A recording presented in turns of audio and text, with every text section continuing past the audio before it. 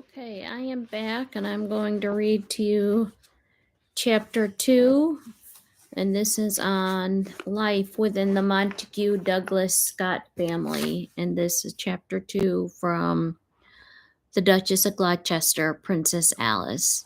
This is on her memoirs. When our visit to London came to an end in July, we abandoned Montague House and set off by train for our own home at Eldon in the Borders. This journey was always a source of the keenest excitement, though rather long and tedious for a child. A happy moment came when the train used to stop somewhere south of Penrith to fill up the water, and our nanny would open the window and let us hang our heads out to breathe in the first scent of the moors, while the engine up ahead hissed gently in the silence. Among clumps of heather, the bog cotton, and little wild flowers, scabious and harebells bobbed and blew in the breezes as we knew that Scotland and our destination were not far off. All of us were rabid nationalists. We felt we belonged more to Scotland than to England. Everything about the Scottish was wonderful, and everything about English was quite dreadful. Iden Hall near St. Boswell in Roxburghshire was our first home, a Georgian house with Victorian additions, and it was made from local coral pink sandstone and situated in a particularly attractive position at the foot of the Eildon Hills. From its windows, there was a wonderful view of the valley below, stretching away from the Cheviots 30 miles distant, that rang of hills for centuries and had marked the borders between Scotland and England. Across these fields and woods, the colors would be forever changing under the sun and cloud shadows.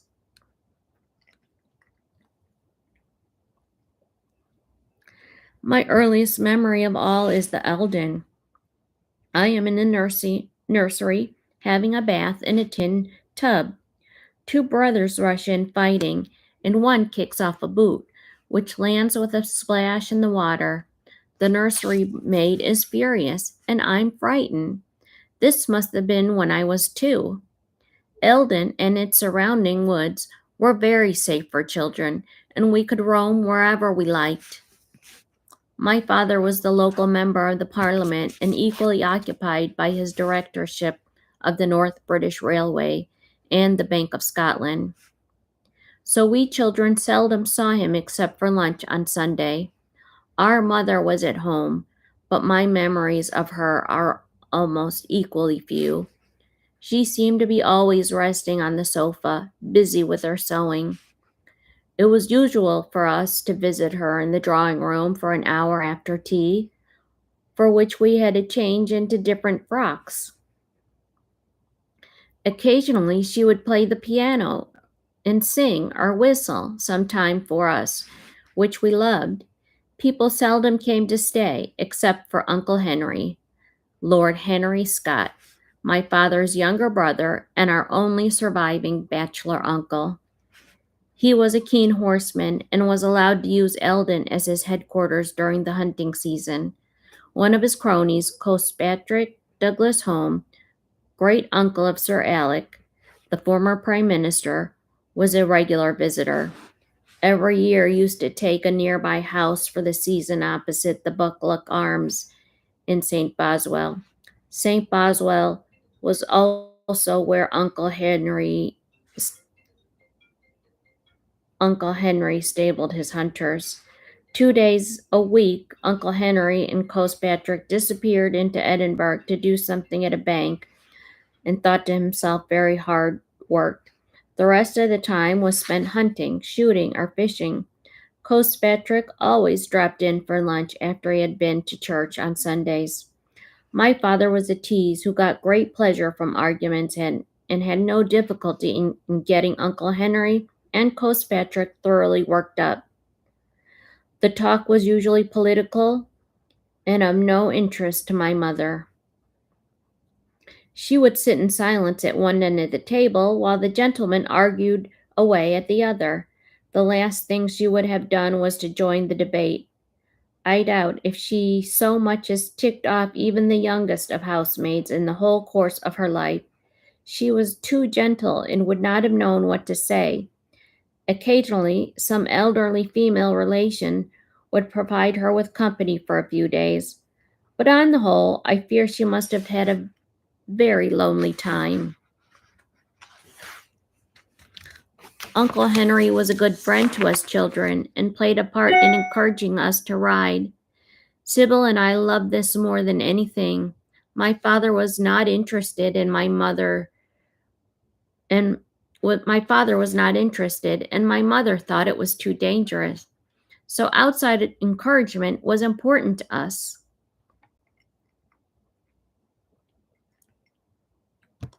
Luckily, the Scotts in general were a hunting family. Uncle George Scott was master of the Buckluck hunt at that date, and my brothers were also keen and helped us quite a lot. Walter, in time, was also to become master of the Buckluck. All this support, no doubt, ensured that we would soon had our own ponies. It was the custom for little girls to ride astride by then, but my mother did not think it was nice for us to be seen in breeches, so she insisted that we wore thick, divided skirts instead. These flapped about and could not have been more uncomfortable for the animals as well as for ourselves. My mother much disliked our riding because she considered it dangerous, and yet we used to wear nothing on our heads other than the floppy blue felt hats. At that time, no one seemed to think it was necessary for our heads to be protected. I frequently fell on mine, but never seemed any the worse. We must have been a great worry for the groom in charge of us, however, as we always went as fast as we could and only stopped when the ponies themselves thought that it was best to do so. Apart from the ponies and Graham, our favorite groom, who, alas, did not return from the First World War, my earliest affections were bestowed upon my teddy bear. Every evening I asked in my prayers that he might come to life. Later, however, these affections were transferred to the two foxhound puppies, which were sent each year to be walked. They lived in the stables and roamed the garden at large. Being a large family, we were inclined to pair off. Sybil was my main companion and guardian angel, except, that is, when Billy came home from the holidays, and she abandoned me for his older and more exciting company. I was only allowed to join them if I promised not to be too tiresome or to cry or go and hurt myself. We used to much enjoy the gardens at Eldon. Not only were there nice things to eat, lovely raspberries, peach and figs, but the gardeners with whom we were good friends encouraged us to do our own gardening by giving us plants. These we would cosset in our own little plots.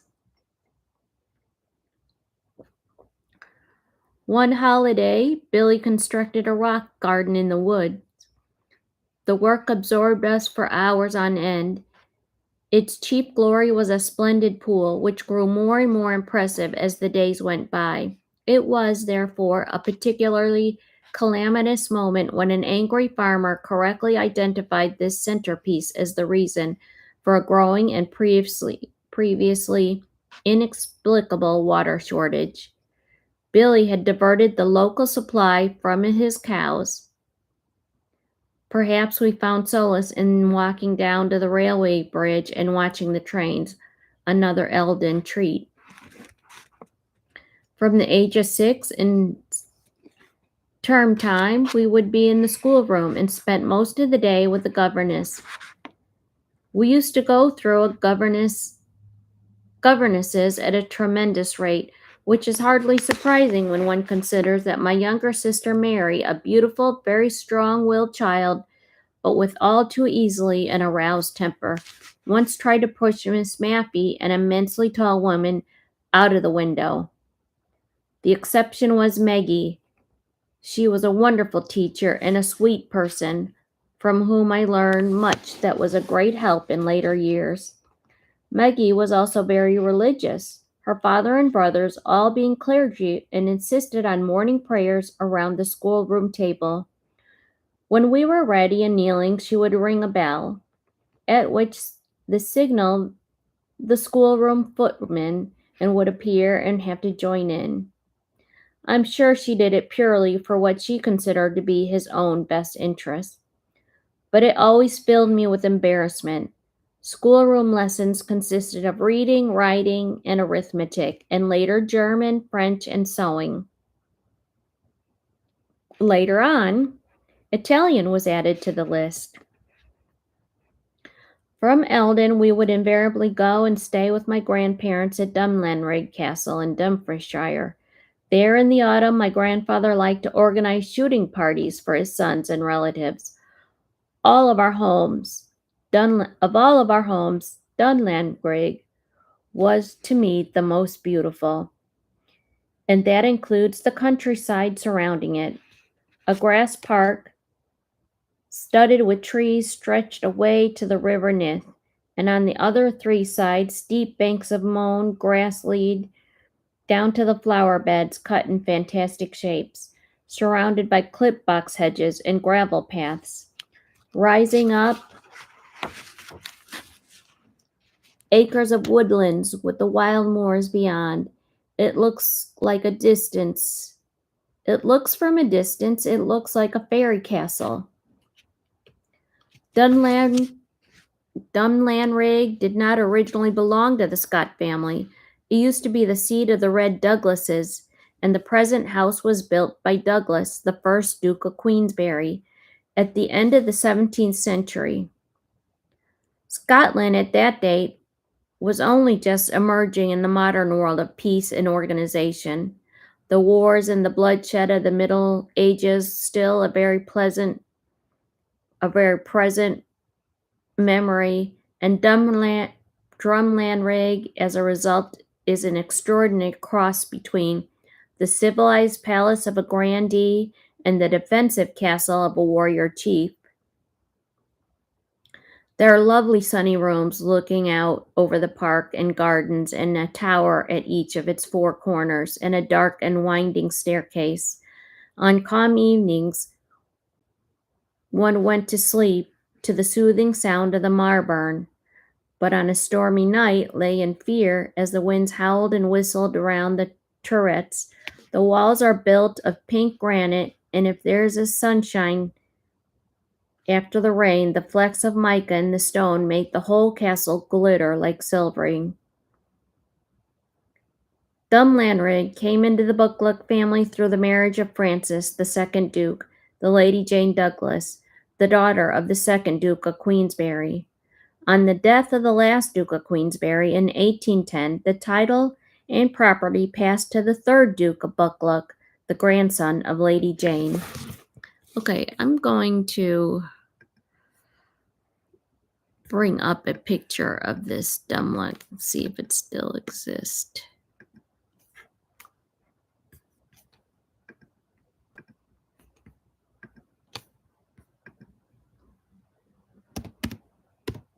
Drumland rig.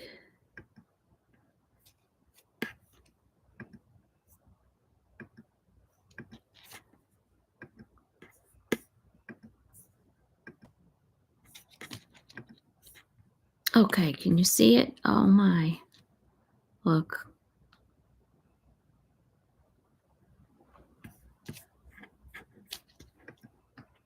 So that's a picture of it. It's a huge, huge castle. Look at that. You know, I can't seem to scroll through it, but it's a huge one. I have to read through that. Looks like it's open to the. It's open. It's admired as a magnificent pink palace. and has stunning Victoria gardens. So, and it's in Scotland. It's a castle in Scotland. So that's what that looks like. And that's where Alice spent her childhood. So, um, finish reading about this. My grandfather, he loved to have children around with Sybil and I. We were the lucky ones chosen to be with him during his stay at Dunladrig. The first time I went, I must have been about 8. We stayed, accompanied by a governess and a maid, from October till the move to Dacleith House at Christmas. The day formally began with prayers in the chapel. The Reverend Mr. Smith, Dorian affected, a retired parson who used to act as the private chaplain when my grandparents were in residence. These prayers were attended by Aunt Connie, Mr. Whitemore, my grandfather's secretary, the housekeeper, housemaids, and the children and governess. My grandparents and their guests only attended the Sunday service. Later, after lessons, Sybil and I would joyfully set off on a morning ride. There were families of beautifully kept grass rides through the lovely woods and along the river.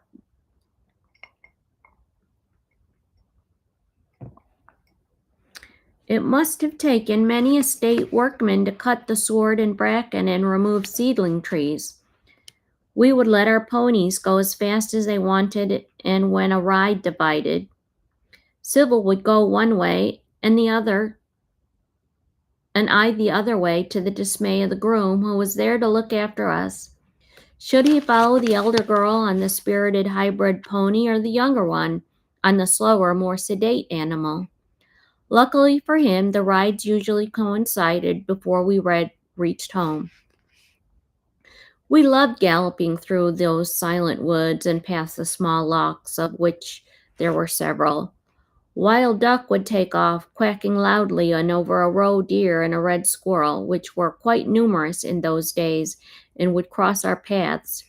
At one point there was a large group of monkey puzzle trees, some hundreds or more years old, which used to interest us. We always hoped that one day we might see a monkey among them. Afternoons we left at our disposal, and we would invent games and fight duels under the ancient yews below the castle, or, if the burn was in spate, watch the salmon and the sea trout leaping the waterfall.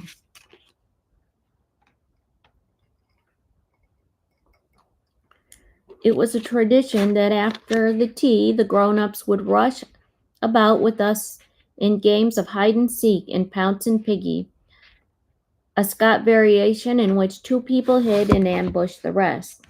They seemed to enjoy it as much as we did, and I expect somewhere quite glad of an opportunity to get into a dark cupboard or behind a thick curtain for a few secluded moments to themselves. The 4 towers of staircases and 3 floors of long passages gave plenty of exercise. We must have run miles during the course of an evening. Our grandparents usually played each other at billiards after tea, and if we saw them, we had nothing more exciting to do, would often allow us to score for them. The task was not particularly exciting, but it had its compensations. When we scored patiently and correctly, my grandfather would tip us a golden half-sovereign, something most acceptable. We were not given pocket money of any kind. Probably 5 or 6 guests, as well as members of the family, would attend these parties and stay for a week or 10 days.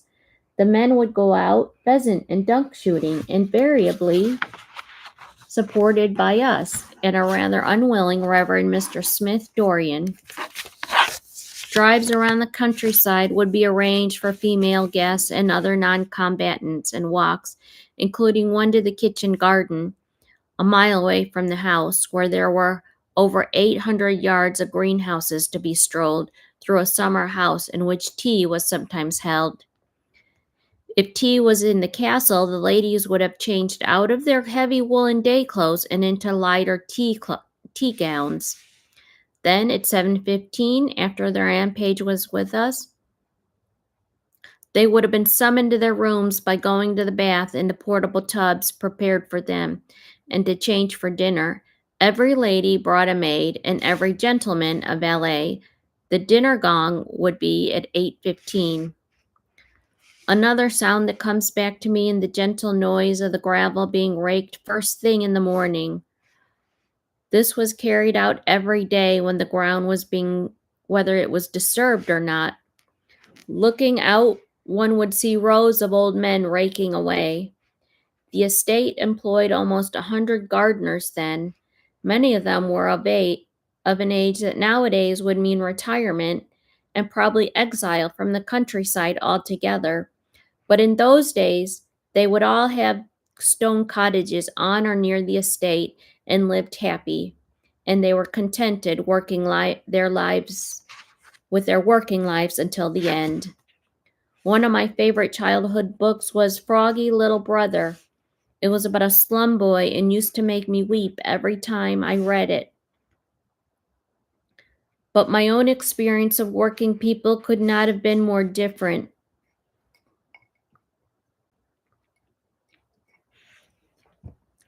Everybody was looked after, and their children were healthy and went to excellent village schools.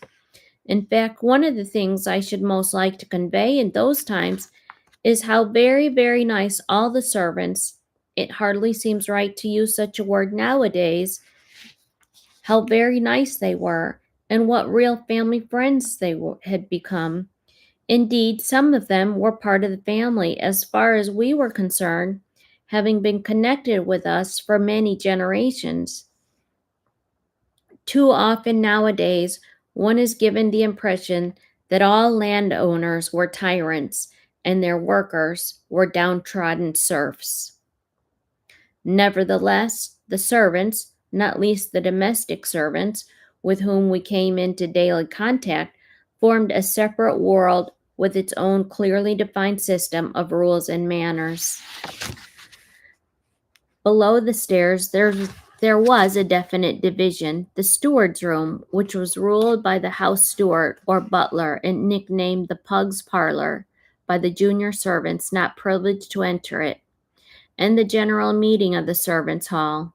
Status was clearly defined.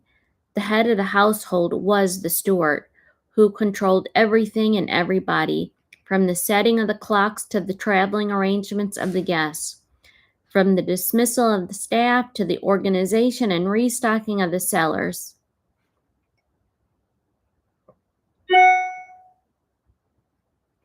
Next to the steward in the rank was a housekeeper who looked after the arrangements of the lady guests and controlled the female staff.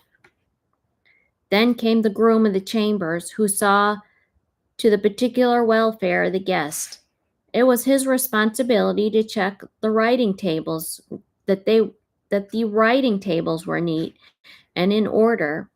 Every pencil had to be sharpened, every pen had to be polished, and every inkwell had to be full each morning, and that the flowers in the house were fresh and trim. Finally, there was an under butler, the junior member of the dominating triumvirate of the male staff, who was in charge of Silver and the footman, probably numbering at least 3. The housemaid rose between 5 and 6 a.m. to sweep all the fireplaces and rooms before 9 a.m., after which they had to be as invisible as possible in their duties. Carpets would all have been brushed with a broom and the grates polished, the least popular household chore, which was the least popular household chore. The groom of the chambers would supervise the gardeners. If the flowers were being restocked, the odd men would scurry to and fro with baskets of logs. Later, there would be the valeting to attend to, bells to be answered, and the dining room to prepare for the gentlemen's breakfast. Ladies would breakfast in bed. At some point, the steward would pass by to make sure everything was in order. Meanwhile, from 6 a.m., the kitchen maids and still-room maids were busy preparing the various breakfasts for the dining room, the schoolroom, the nursery, individual guests, steward's room, and servants' hall. Even in this considerable etiquette had to be observed. The still-room maid was required to cook all the boiled eggs, except for the guests breakfasting in the dining room, but no other kind. Fried eggs, poached, scrambled, and the rest were done in the kitchen. Nor once the egg was boiled did the still-room maid play any further part in its life.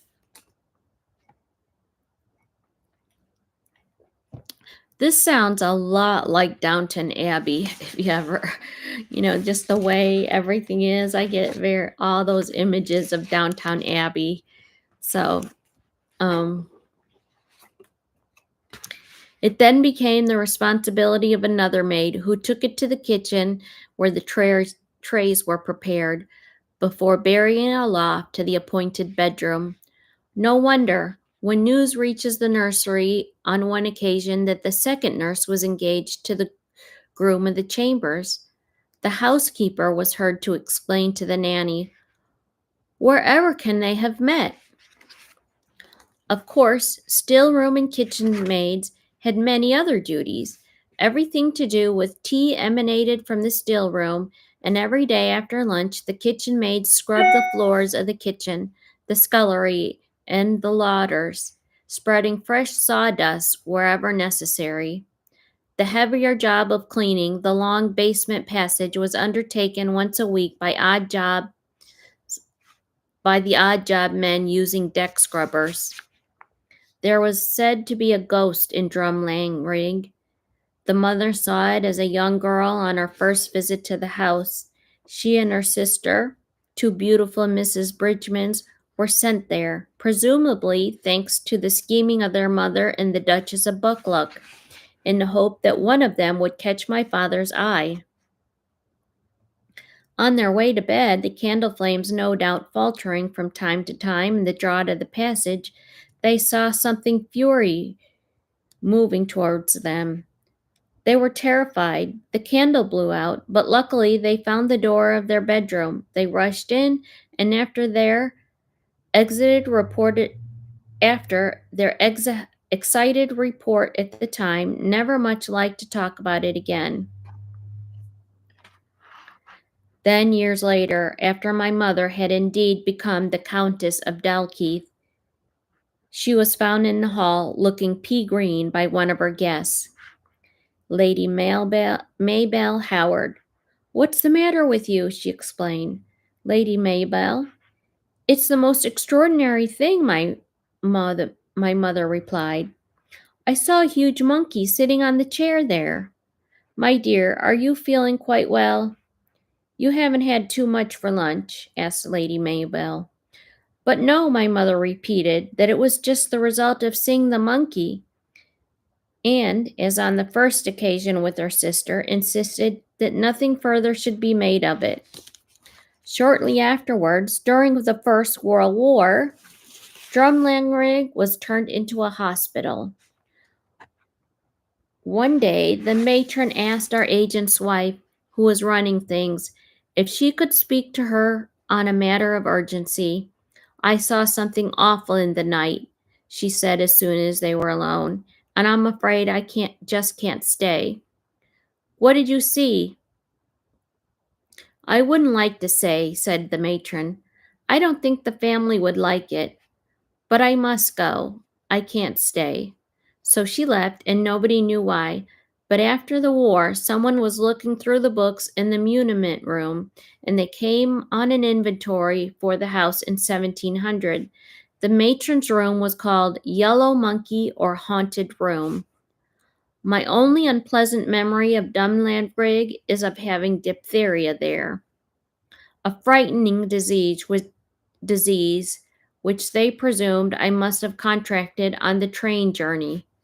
Since no one else around was known to have had it, injections against it were unknown in those days. A little girl in a long frock came to talk to me, and I was somewhat mystified because her feet were 3 to 4 inches off the floor. No doubt I was delirious, but it wouldn't surprise me if she really was the ghost of some child who had lived in that room generations before. Her hovering, perhaps, explained by the floor having sunk since that distant time.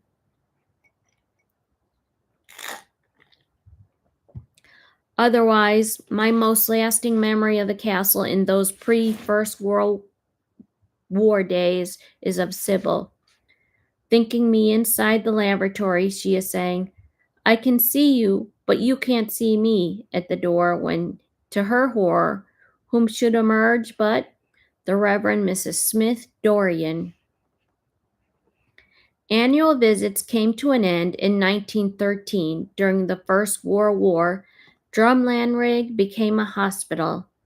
It was not until 1927 that the family returned to a house transformed by the introduction of electric lighting, bathrooms, and every modern convenience. So that was quite a different time, right before World War I. And that is the end of that chapter. So